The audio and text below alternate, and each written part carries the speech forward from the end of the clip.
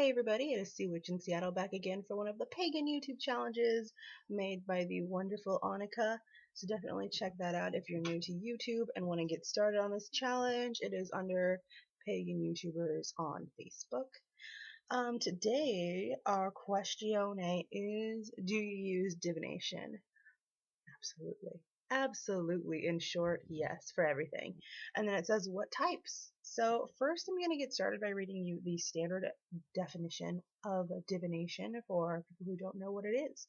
So the Google machine defines divination as the practice of seeking knowledge of the future or the unknown by supernatural means. So I kind of love that. That's pretty much what we're doing here. So I'm just going to tell you some of the types that I use and show you a little bit of my tools.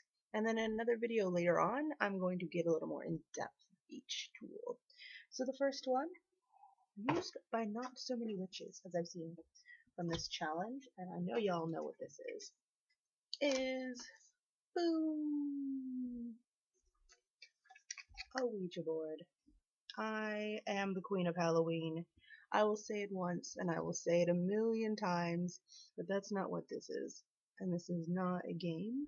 It is a tool used for contacting other deities or entities, not demons or Satan or whatever.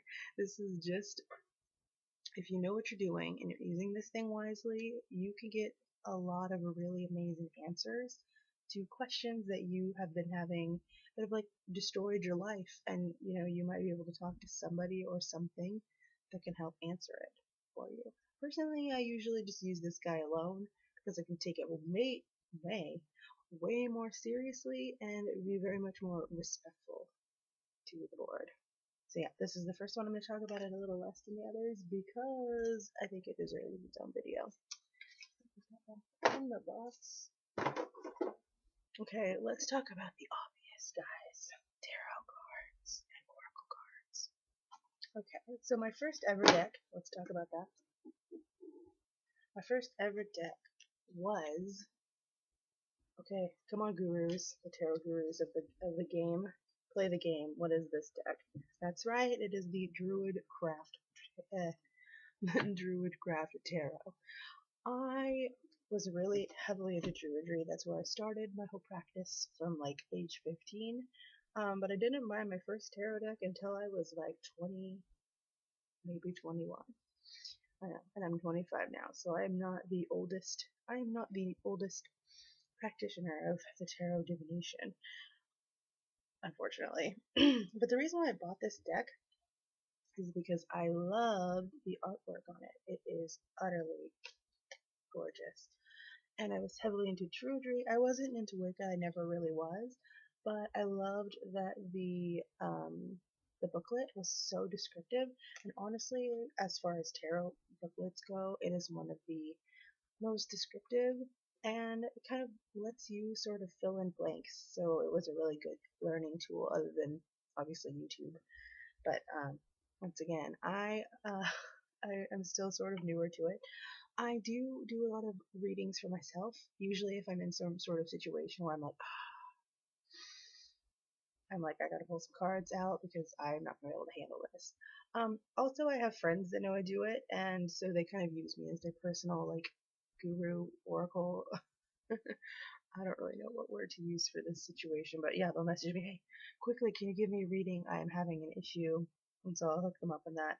Another thing that I like to do a lot, because I'll do like 3 cards. I'll take a picture of the back of the cards on Facebook, and then I'll just say pick left, middle, or right, and at the end of the day I flip them around and say this was your reading, and then I explain what the cards are.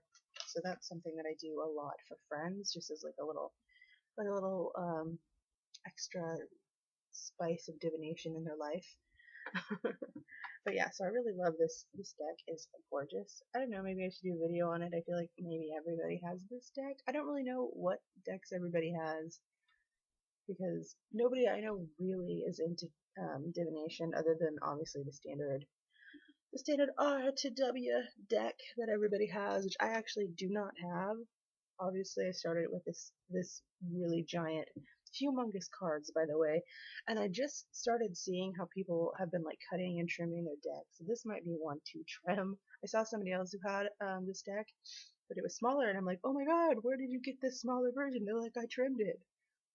This never occurred to me before that one could just trim their tarot decks. I don't know if I could bring myself to trim this particular one because it's like my oldest deck. So if I did that, I would just buy another one. But as you can see, like to shuffle, I'm still working on the tarot shuffle, guys. Holy crap! I'm sure y'all are too. Just kidding. But look how big this card is. I have really short hands. I am a 5 feet tall person. I am a hobbit. I drink from the Entmoot. That's why I'm a little bit taller than the standard hobbit size. But like, come on, queen. Okay. So then I also have started doing oracle cards. When I started on the Pagan YouTube challenge, there were people who were offering free readings. And hold on, I gotta grab the name so I don't butcher it. There is a YouTuber named Kore, Kore, Thanatos, who did a reading on this deck, and I fell in love. And I never thought I'd ever see it except for online, and I guess I just forgot about it for a while. Look, it is the, as I said, Queen of Halloween, the Halloween Oracle, but look at that art. Oh my god. So I was walking around in the San Juan Islands in Washingtonia state, and I went into my favorite shop, and I went to go look at their tarot and oracle cards, and I saw this, and I was like, I am not going to leave without this, so I didn't. But I just want to also show, I'm going to also do a video, it's not also twice there, but it's all good, about this particular deck and to show you all the cards, because if you haven't seen this deck, it is remarkably beautifully made. As you can see, there's a lot of skulls. Really just beautiful artwork on this guy. And this isn't the first time I've ever worked with oracle cards. I've had people do oracle readings for me, but I really like how it's kind of just there, and then you sort of work through your own deck yourself for your own meanings. So I really like that. That's cool. Yeah, really heavily into that now. So I've been slowly collecting my oracle sets. And I just picked up this one literally 3 days ago, and I've wanted it forever. I know you all have this deck, and by rights you should. Now, it is the Wild Unknown Tarot. It is sort of local to me because the artist, if I'm not mistaken, is from Portland, and I'm from Washington, so we're close. We're like 3 hours away from each other. Sort of localer. But yeah, it is. I'm gonna definitely be making a video about my opinion and my thoughts on the deck because I definitely had a lot when I opened the box. So it was between this and the Animal Spirits Tarot, or is it an Oracle deck, by the same artist.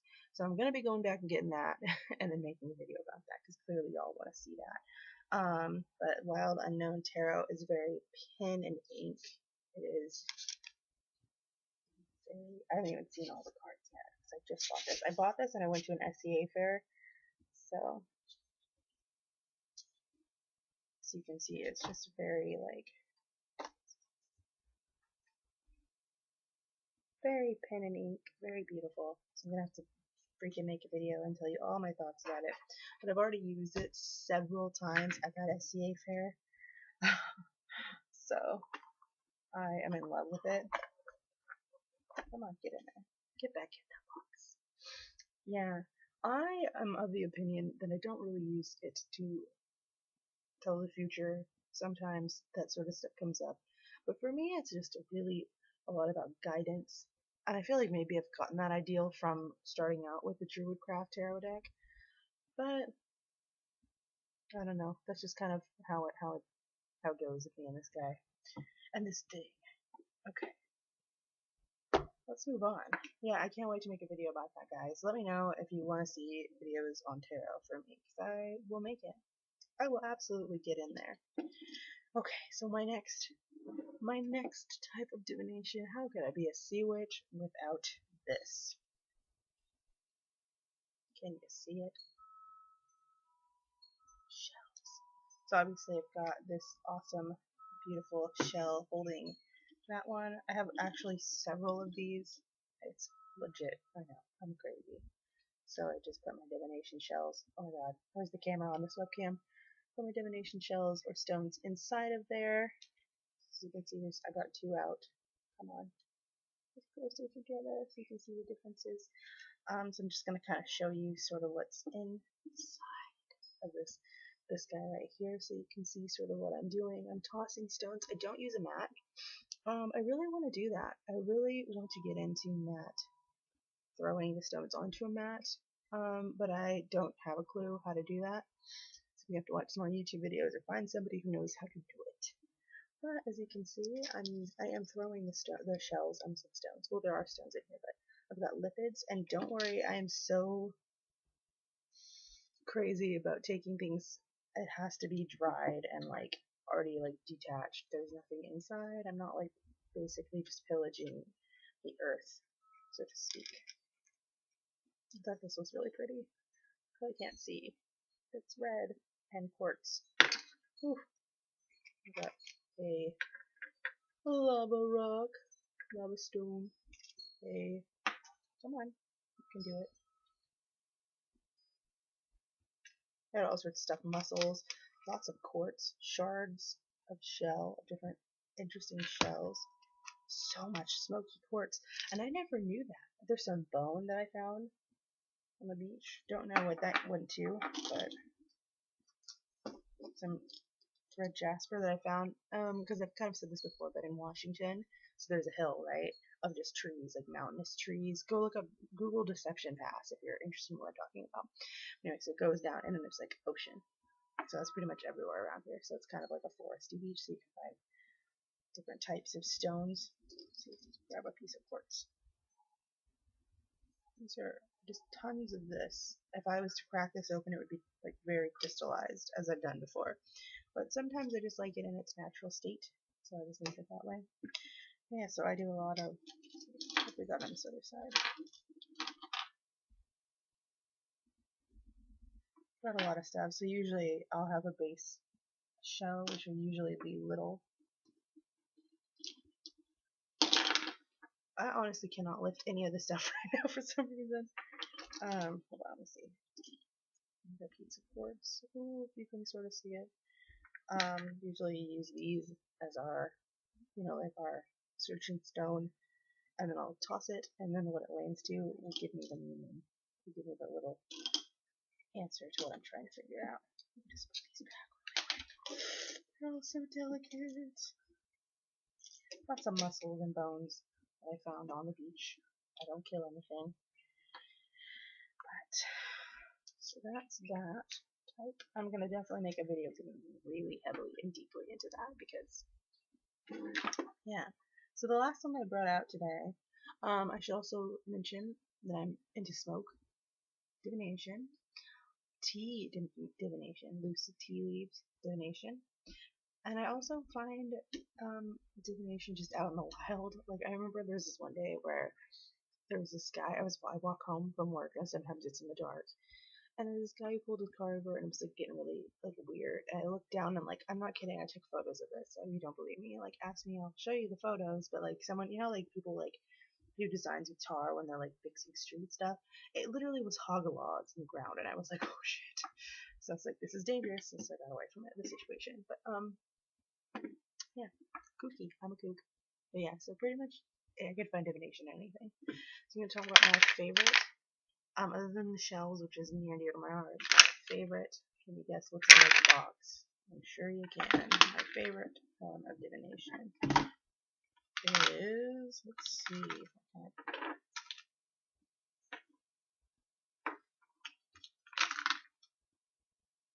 sorry, excuse me, are runes. Runes. We got Lagus, the Water Stone, we got Therisaz, the Thor Stone. Boom. Runes. These are, by the way, on adventuring. I'm a crystal nut, so when we get to that video, Lord help us all. But these guys are like everything to me because you can do such intricate readings of them, and they're so powerful. Even just touching these, I'm like getting a buzz. I'm getting a crystal buzz, and I'm getting a rune buzz. But I do keep them in a box. So they don't box. These are my adventuring runes. I also like to use wooden runes, of course. Wooden runes are my favorite, but I like the box, so I brought the boxed ones out here. But yeah, I remember learning the runes was like really difficult for me because I was so used to like other forms of divination, and I was like, this is a little difficult. Runes I picked up really early. That was when I was in my teenage years. So that's probably why I feel the most draw to them, because I've just used them for so long. I really, really, really, really love them. They are my babies, basically.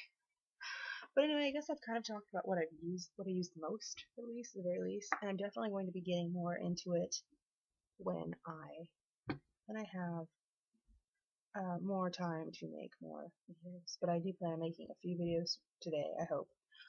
I'm also working on a Beltane video, but my computer crashed, so I lost all of my edited footage, so I'm gonna have to redo it.